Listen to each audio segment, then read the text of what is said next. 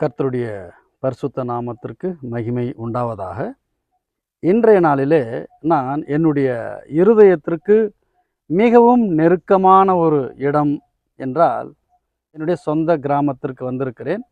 இந்த இடத்திலிருந்து பேசுகிறது எனக்கு மிகவும் நெருக்கமான இடம். ஏனென்றால் என்னுடைய சிறிய வயதிலிருந்தே இந்த மலையோடு எனக்கும் அதிகமான ஒரு நெருக்கம் உண்டு. அதிகமான நேரத்தில் நான் இந்த மலையில் என்னுடைய நேரத்தை செலவிட்டிருக்கிறேன். ஆகையினால இந்த இடத்திலிருந்து கர்த்தருடைய வார்த்தையை உங்களிடத்திலே கொண்டு வருகிறதுல நான் மிகவும் மகிழ்ச்சி அடைகிறேன். இன்னைக்கு நாம் பார்க்க போகிற கர்த்தருடைய வார்த்தை சங்கீத பாகத்திலிருந்து சங்கீதம் 46 பார்க்க இருக்கிறோம். தேவன் நமக்கு அடைக்கலமும் பெலனும் ஆபத்து காலத்திலே அனுகூலமான துணையுமானவர். கர்த்தருடைய வார்த்தை அவ்வளவு ரகசியங்களையும் ஆழ்ந்த கருத்துகளையும் கொண்டது தான் நம்முடைய கர்த்தர் நமக்கு கொடுத்திருக்கிற இந்த பரிசுத்த வேதாகமம். ஹல்லேலூயா. தேவன் நமக்கு அடைக்கலமும் பெலனும் ஆபத்து காலத்தில் அனுகூலமான துணையுமானவர். அப்படி என்றால் ஒருவர் ஒரு மனுஷனிடத்தில் ஒரு ஆதரவையோ ஒரு உதவியையோ பெறுகிற பொழுதுதான் அந்த மனுஷன் இன்னொரு மனுஷனை குறித்து ஒரு சாட்சி சொல்ல முடியும். நான் இப்படிப்பட்ட ஒரு சூழ்நிலையில் இருந்தேன், நான் அதிலிருந்து எப்படி வெளியில் வருவது என்று தெரியாமல் இருந்தேன், அந்த மனுஷர் எனக்கு உதவி செய்தார், நான் அந்த சிக்கலிலிருந்து அந்த ஒரு கடுமையான ஒரு சூழ்நிலையிலிருந்து வெளியிலே நான் தப்பிக்க முடிந்தது என்று ஒரு மனுஷர் சொல்ல முடியும். அப்படியானால் இங்கே சங்கீதக்காரன் சொல்லுகிறான், தேவன் நமக்கு அடைக்கலமும் பெலனும் ஆபத்து காலத்திலே அனுகூலமான துணையுமானவர். ஒரு நல்ல உதாரணம் சொல்ல வேண்டுமானால், ஒரு மனுஷன் ஒரு பாலைவனத்தில் சிக்கி தவிக்கிறார். குடிக்க தண்ணீரோ சாப்பிட உணவோ கிடைக்காமல் மரணம் அவனை தழுவுகிற நேரம் வருகிறது. அவன் இதோடு என்னுடைய வாழ்க்கை முடிய போகிறது என்கின்ற ஒரு சூழ்நிலை வருகிற பொழுது அவனுக்கு அறியாமலே அவனுக்கு ஒரு உதவி கிடைத்து அவனுடைய உயிரையும் அவனுடைய பிராணனை காப்பாற்றுகிற ஒரு சந்தர்ப்பம் வருமானால் அந்த மனுஷன் இப்படி ஒரு சாட்சியை சொல்ல முடியும். இன்னொன்று ஒரு எடுத்துக்காட்டாக சொல்ல வேண்டுமானால், ஒரு குழந்தை பிறக்கிறது. பிறந்த உடனே அந்த குழந்தைக்கு பெற்ற தாயும் தந்தையும் இல்லாமல் போகிறது. ஏதோ ஒரு சந்தர்ப்பம் பெற்ற தாயையும் தந்தையும் அவன் இழந்து விடுகிறான். பெற்ற தாயும் தந்தையும் தன் பிள்ளைகளுக்கு அடைக்கலமாகவும் பெலனாக இருப்பார்கள். பெற்ற தாயையும் தந்தையும் இல்லாத ஒரு குழந்தை இல்லாமல் ஒரு மனுஷன் வளர்கிறான். அவனுக்கு ஒரு அடைக்கலம் பெலன் வருமானால் அது தேவனிடத்திலே வருகிற பெலனாக இருக்கிறது. திக்கற்ற கதி இல்லாத ஏன் என்று கேட்க ஆளில்லாத ஒரு மனுஷனுக்கு உதவியும் தயவும் கிடைக்குமானால் அது மனுஷனிடத்திலிருந்து வருகிற தயவோ உதவிகள் அல்ல, மேலாக பரத்திலிருந்து வருகிற உதவியே ஆகும். சங்கீதக்காரன் இப்படியாக சொல்லுகிறான், தேவன் நமக்கு அடைக்கலமும் பெலனும் ஆபத்து காலத்திலே அனுகூலமான துணையுமானவர். அப்படி என்றால் தேவனை அறிந்திருக்கிறான். தேவன் அவனுக்கு செய்த உதவிகள் எண்ணற்றவைகள் என்பதை நாம் பார்க்கலாம். நம்முடைய சேனலிலும் கூட 1 சாமுவேல் 2 சாமுவேல் ஒவ்வொரு அதிகாரத்திலிருந்தும் அதனுடைய கருத்தை தகுந்த புகைப்படங்களோடு பார்ப்பதற்கும் கேட்பதற்கும் நம்முடைய சிந்தனையிலே எளிமையாக நிற்பதற்கு தகுந்ததைப் போல அநேக வீடியோக்களை நாம் பதிவு செய்திருக்கிறேன். நம்முடைய சேனலிலே 1 சாமுவேல் 2 சாமுவேல் மற்றும் யோசுவா, நியாயாதிபதிகள், ரூத் இப்படியாக தொடர்ந்து நாம் கொடுக்கப்பட்டிருக்கிறது. உங்களுக்கு நேரம் இருந்தால் நம்முடைய சேனலிலே பிளேலிஸ்ட்டுக்கு போங்க, அதில் அநேக தலைப்புகள் கொடுக்கப்பட்டிருக்கிறது. அது நம்முடைய விசுவாசத்திற்கும் நம்முடைய வாழ்க்கைக்கும் அறிவுரைகள், கர்த்தருடைய வார்த்தைகள் நம்மோடு பேசுகிற பொழுது நம்முடைய வாழ்க்கை பலப்படவும் தைரியப்படவும் நம்மை நாமே பலப்படுத்தி கொள்ள கர்த்தருடைய வார்த்தை பெரும் துணையாக இருக்கும். ஆகவே அதை நீங்கள் பாருங்கள். என் அன்பு தேவனுடைய பிள்ளைகளே, கர்த்தருடைய மகிமை, அவருடைய அன்பு, அவருடைய கிருபை எவ்வளவு பெரியதாக இருக்கிறது என்றால், நாம் அதை ஒரு சர்க்கரையை தண்ணீரில் கலந்த கலவையைப் போல கர்த்தருடைய அன்பையோ தயவையோ நாம் பார்க்க முடியாது. ஒரு தண்ணீரில் கலந்த ஒரு மஞ்சள் பொடியை கலக்கும் பொழுது அதனுடைய அந்த நிறம் நன்றாக தெரியும், சர்க்கரை தண்ணியும் நன்றாக தெரியும்.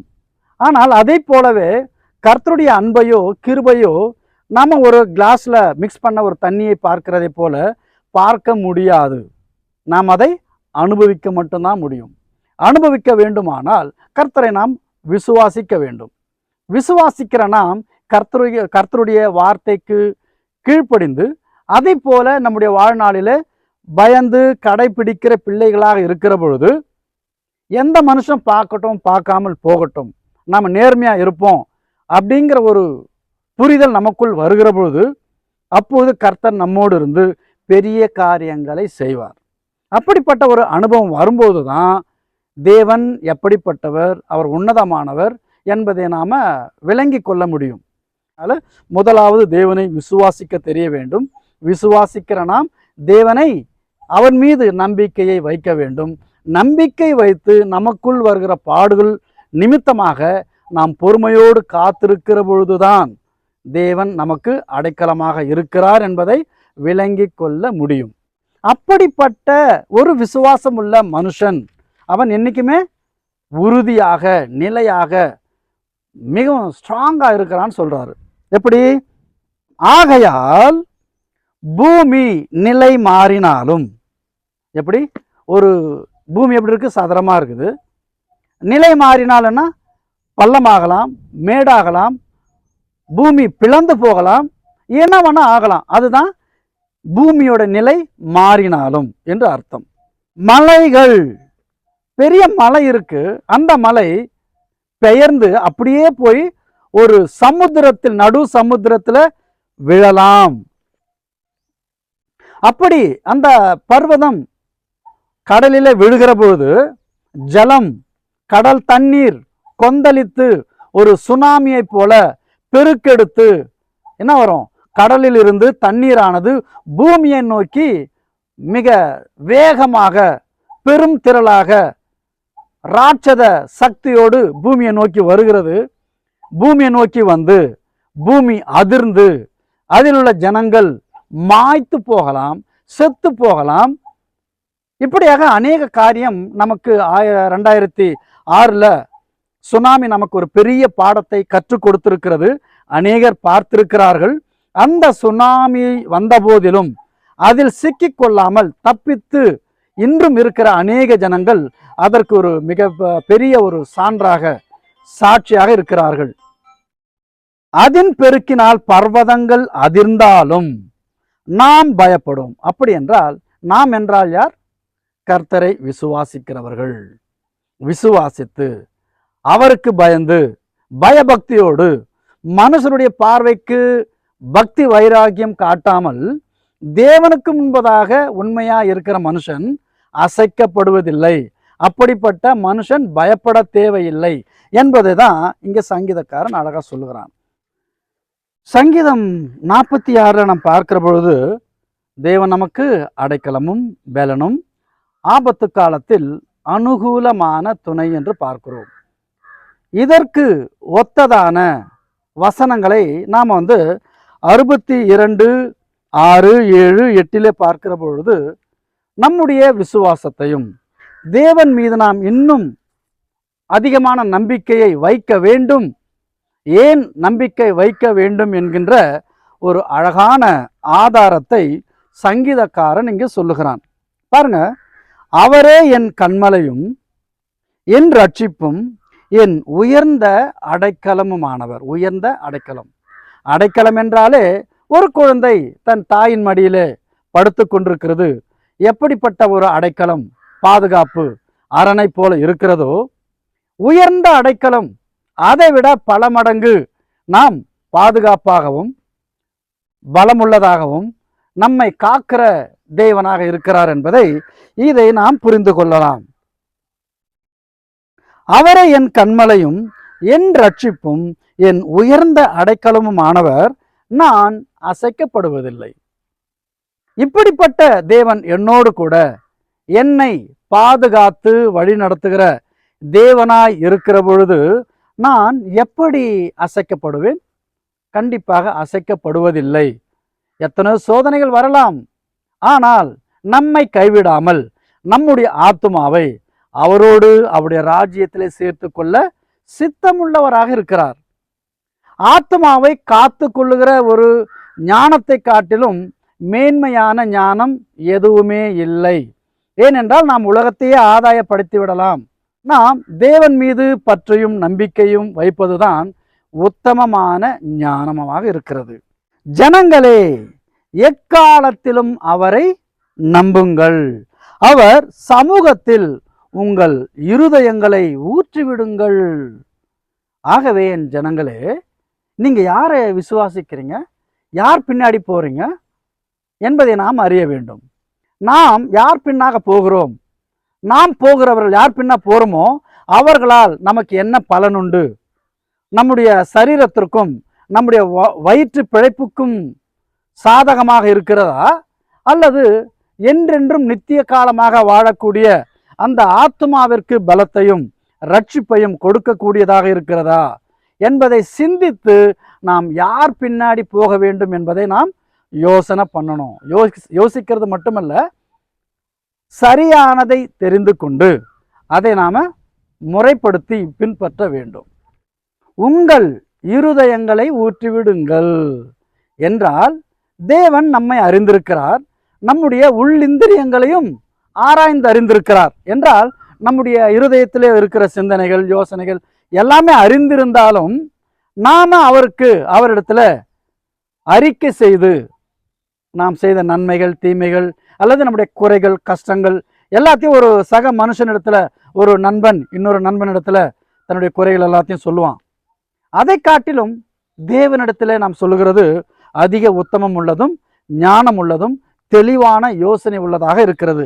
அதனால தான் நீங்க மனுஷனிடத்துல சொல்லுகிறதை காட்டிலும் கர்த்தரிடத்துல உங்கள் இருதயங்களை ஊற்றி விடுங்கள் என்றால் உங்கள் இருதயத்திலே இருக்கிற முழுமையான கஷ்டத்தையும் வேதனையையும் எல்லாத்தையும் ஒன்று விடாம கர்த்தரிடத்துல ஊற்றி விடுங்கள் என்றால், ஒரு குடத்தை நாம தரையில் ஊற்றும் போது எல்லாத்தையும் ஊத்துறோம் இல்லையா, அது போல நம்முடைய மனசுல இருக்கிற எல்லா பாரங்களையும் எல்லாவற்றையும் கர்த்தரிடத்துல, ஏன்னா நம்ம சொல்லலைன்னாலும் அவர் அறிவார், ஆனாலும் நம்முடைய வாயினாலே கர்த்தரிடத்திலே அறிக்கை எடுக்கிற பொழுது நம்மை அவர் நம்முடைய யோசனை, நம்முடைய உடைந்த இருதயத்தையும் நம்முடைய பாரத்தையும் நம்முடைய சிந்தனையிலிருந்து இருதயத்திலிருந்து அதை வாயினாலே கொண்டாந்து கர்த்தருக்கு முன்பதாக ஊற்றுகிற பொழுது அதுமை அவரிடத்திலே சமர்ப்பணம் செய்வதற்கு ஒரு அடையாளமாக இருக்கிறது. அதனாலதான் சங்கீதக்காரனா சொல்றாரு, உங்கள் இருதயங்களை ஊற்றி விடுங்கள். ஏனென்றால் அவரை விட்டால் நமக்கு வேறு அடைக்கலமானவர்கள் ஒருவருமே இல்லை என்பதுதான் நிஜம். சங்கீதம் 46:4 ஒரு நதியுண்டு, அதன் நீர்க்கால்கள் தேவனுடைய நகரத்தையும் உன்னதமானவர் வாசம் பண்ணும் பரிசுத்த ஸ்தலத்தையும் சந்தோஷிப்பிக்கும். தேவன் அதன் நடுவில் இருக்கிறார், அது அசையாது. அதிகாலையிலே தேவன் அதற்கு சகாயம் பண்ணுவார். ஜாதிகள் கொந்தளித்து ராஜ்யங்கள் தத்தளித்து அவர் தமது சத்தத்தை முழங்க பண்ணினார். பூமி உருகி போயிற்று. சேனைகளின் கர்த்தர் நம்மோடு இருக்கிறார். யாக்கோபின் தேவன் நமக்கு உயர்ந்த அடைக்கலமுமானவர். 4 எசேக்கியேல் 47 ஒத்ததாக இருக்கிறது. என் அன்பு தேவனுடைய பிள்ளைகளே, இங்கே ஒரு நதி உண்டு, அதன் நீர்க்கால்கள் தேவனுடைய நகரத்தையும். இது எதை குறிப்பிடுகிறது என்றால், ஒரு நதி. அந்த நதி எதை குறிப்பிடுகிறது? தேவ ஆலயத்தை குறித்து பேசப்படுகிறது. அதன் நீர்க்கால்கள் தேவனுடைய நகரத்தையும். நீர்க்கால்கள் என்பது அங்கே தேவனுடைய மனுஷர்கள் தேவனை குறித்து பேசுகிற வார்த்தைகள் நதியாக இருக்கிறது. தேவனை குறித்து பேசப்படுகிற அந்த வார்த்தைகள் நதியாக இருப்பதினாலே அந்த நதி எந்த பூமியெல்லாம் நனைக்கிறதோ அந்த இடமெல்லாம் பச்சை பசேர் என்று வளருகிறது. மரங்களும் செடிகளும் கொடிகளும் காய்களும் பழங்களும் இப்படியாக அநேக கனிகளை எப்படி ஒரு தாவரம் கிடைக்க பெறுகிறது என்றால், நல்ல ஒரு நீரோட்டம் இருக்கிற இடம். இங்கே நல்ல நீரோட்டம் என்பது கர்த்தருடைய வார்த்தை. இந்த கர்த்தருடைய வார்த்தை அவருடைய சமூகத்திலிருந்து தேவ மனுஷர்கள் தேவனை குறித்து பேசுகிற பொழுது கர்த்தருடைய வார்த்தை நதியாக பாய்ந்து மனுஷர்களுடைய இருதயத்திலே அவர்களுடைய காயப்பட்ட நறுங்குண்ட வேதனைகளை எல்லாவற்றையும் என்றால், ஒரு எடுத்துக்காட்டாக ஒரு செடி காய்ந்து கிடக்கிறது, தண்ணீர் இல்லை, வேர் பூமியில் அடியாக போக முடியவில்லை, அதனுடைய கிளைகள் நன்றாக விரிந்து வளர முடியவில்லை, அதனுடைய வேர்களும் கிளைகளும் பருத்து பலம் கொண்டு வளர முடியவில்லை. காரணம் தண்ணீர் ஒன்றே குறைவாக இருக்கிறது. கர்த்தருடைய வார்த்தை ஒரு மனுஷனுக்குள் இருதயத்திற்குள் பாய்கிறது என்றால், அந்த மனுஷனுக்குள்ளே இருக்கிற காயங்கள், வேதனைகள், துக்கங்கள் எல்லாவற்றையும் மறக்க பண்ணி அங்கே ஒரு அற்புதத்தையும் ஒரு அதிசயத்தையும் தேவன் செய்கிறதினாலே அதனுடைய பலவீனங்கள் எல்லாம் சென்று அந்த செடி வளர்கிறதை போல மனுஷனும் தேவன் மீது வைக்கிற விசுவாசத்தினால், அவர் மீது வைக்கிற அன்பினால் அந்த மனுஷன் ஒரு உயர்ந்து வளர்கிற ஒரு மரத்தை போல கிளைகளையும் கனிகளையும் இலைகளையும், நீரோட்டம் உள்ள ஒரு ஆற்றங்கரையிலே மரங்கள் எப்படி எப்பொழுதுமே இலைகள் உதிராமல் பச்சை பசேர் என்று இருக்கிறதோ, அதே போல கர்த்தரை விசுவாசித்து அவருக்கு கீழ்ப்படிந்து நடக்கிற மனுஷன் ஒருபொழுதும் அவனுக்குள் ஒரு பயமோ, வாழ்க்கை குறித்ததான ஒரு பயமோ, மரண பயமோ, எந்த பயமும் இல்லாமல் நான் மரித்தாலும் தேவனுடைய ராஜ்யத்தில் போய் சேருவேன், என்னுடைய ஆத்மா ஏமாற்றப்படுவதில்லை, நான் வஞ்சிக்கப்படுவதில்லை என்கின்ற ஒரு உன்னதமான விசுவாசத்தை கொடுக்கிறது தான் கர்த்தருடைய வார்த்தை. அதை தான் இங்கே என்ன பார்க்குறோம், நதி உண்டு. அந்த நதி எங்கெல்லாம் போகிறதோ அங்கெல்லாம் செழிப்பு உண்டு என்பதை நாம் பார்க்கிறோம். இந்த வசனத்தை நம்ம இன்னும் டீப்பாக எடுத்துகிட்டு போகணும்னு சொன்னால், எசேக்கியேல் 47 அதிகாரத்தில் பார்க்கிற பொழுது தேவனுடைய சன்னதியிலிருந்து நதி வருகிறது. அந்த நதியில் நம்மை எப்படி வழி நடத்துகிறார் என்பதை மிக அழகாக இருக்குது. இன்னொரு நாளைக்கு நம்ம எசேக்கியேலுடைய புத்தகத்திலிருந்து 47 அதிகாரத்தை குறித்து ரொம்ப டீப்பாக நம்ம கொண்டு போகலாம். அது இன்னும் நம்முடைய உற்சாகத்திற்கும் நம்முடைய விசுவாசத்திற்கும் நம்முடைய ஆவிக்குரிய வளர்ச்சிக்கும் ஒரு நல்ல ஔஷதமான, எப்படி ஒரு நல்லெலும்பு, ஒரு மாமிசம், கொழுத்த மாமிசம் தின்பதற்கும் அதை சாப்பிடுகிற பொழுது நமக்கு ஒரு பலன் கிடைக்கிறதோ, அதுபோல கர்த்தருடைய வார்த்தையை எடுத்துக்கொண்டு உள்வாங்கி வாழ நாம் பிரியப்படுகிற பொழுது கர்த்தர் நம்மோடு இருந்து பெரிய பலத்தையும் அடைக்கலமும் ரட்சிப்பும் உன்னதத்தையும் நாம் உணர முடியும். ஆகினால நம்முடைய சேனலில் வருகிற கர்த்தருடைய வார்த்தையை பாருங்கள்.